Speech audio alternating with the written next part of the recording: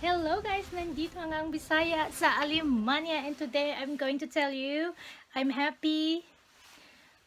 Of course, I'm happy today. I'm blessed. I have my first salary in YouTube pero wala sa aking mga kamay.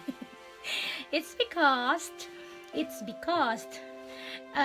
yung na-receive ko yung salary, I donate it directly to the Philippines kasi yung aming batch doon nag-organize ng they are taking donations para sa pangbili ng goods and distribute sa nangangailangan. So, that is what happened.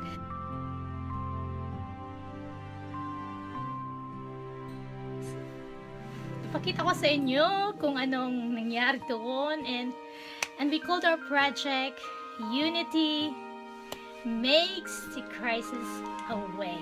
Ayan. Yan ang project namin doon, tinatawag. So guys, just watch the video and I hope you like it, and don't forget to subscribe, and I hope it will also lighten up your mind that people need us also. People need people. Yes guys. And thank you very much, and see you next time. Enjoy the video, and